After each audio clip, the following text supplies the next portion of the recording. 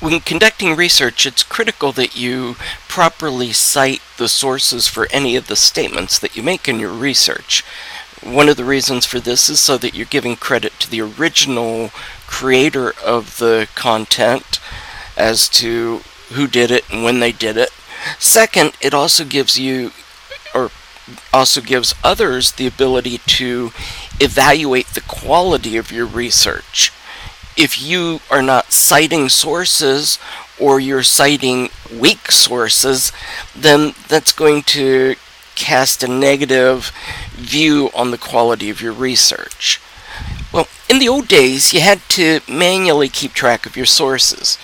I remember having to keep track of my citations and the document by typing in the name of the person, the year they did the work, and also the page number if it was a direct quote, and then having an index card with the bibliography information that I could then type at the end of the document in my works cited list. Well, for this set of videos, I'm going to show you how to use the Source Manager in Microsoft Word. A very useful tool. And I'm going to primarily show you four things. I'm going to show you how to create a new source. I'm going to show you how to cite multiple sources for one statement in your document. I'm going to show you how to do a direct quote with page numbers. And I'm going to show you how to delete a source. In addition, I'll show you how to create the works cited list, and I will show you how to update that works cited list. So these are the things that I'll be covering in the next few videos. So to get started, I'm going to show you how to create a new source. Now, I'm not going to show you all the details in Word about how to create every single source in your document. You can do that fairly easy. You can find that information out fairly easily by looking online. There are many websites that show the details. I'm just going to give you a quick overview of the process. So what I'm going to do is show you in this document some sources and how you work with the Source Manager. So first thing I want to show you is in this paragraph that's in the center of the screen, I have already created a source for Jones 2001, and I've done the same thing for Davis 2014. And you may have noticed that the highlighting turned on when I hovered over these dates. That's indicating that there's a Source Manager listing for Jones 2001. I did not create one for Radcliffe. I just put in a space holder, which actually is a bad practice. My suggestion is, as you create your document, automatically be putting the sources in the document. That way you don't run the risk later on of not having something in your works cited or bibliography.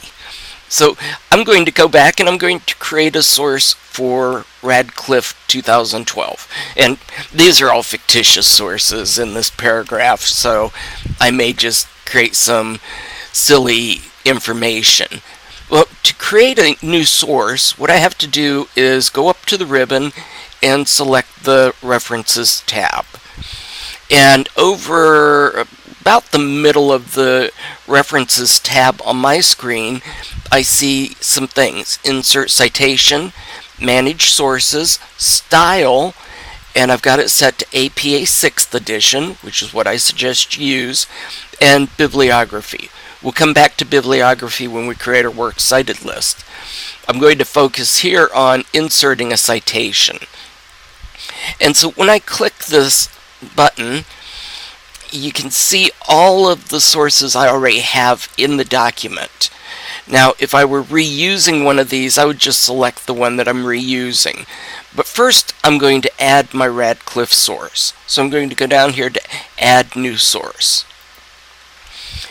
And I'm going to, in here, create a entry in the Source Manager for a journal article, and it's going to be written by Radcliffe.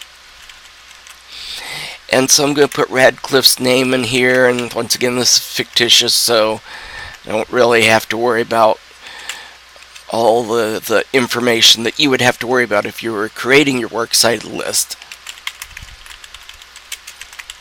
Oops, I typed in the year for the title. Sorry about that.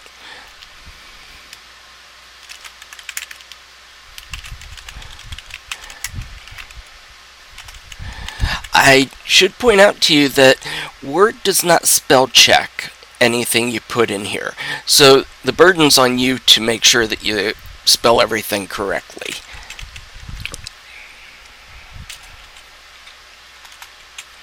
And of course, I'm not the greatest typist when I'm doing these videos, so please bear with me.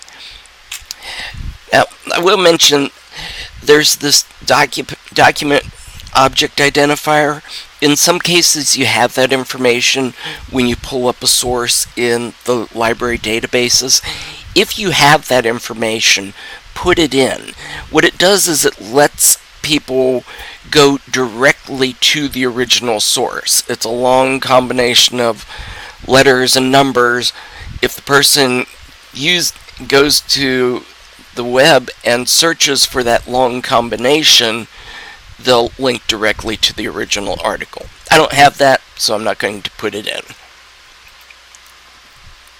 So now you see Radcliffe shows up twice here, and that's because I put the source in by itself.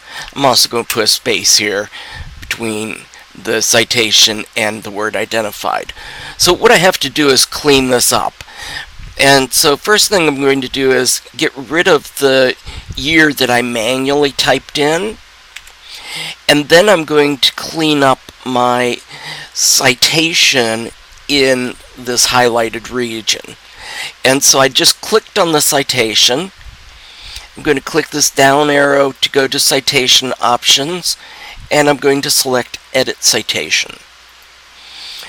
And what I want to do here is get rid of Radcliffe's name, because I have it right here introducing the statement. And so I'm going to suppress the author. Now, when I click OK, what Word's going to do is, since author is suppressed, it's going to put the title of the article in. I don't really want that either. So I'm going to go back to edit citation, and I'm going to tell Word to suppress the title. And now I have an entry that looks the way it should. When I hover over this, I see that it's an entry in my source manager list, and I can reuse this.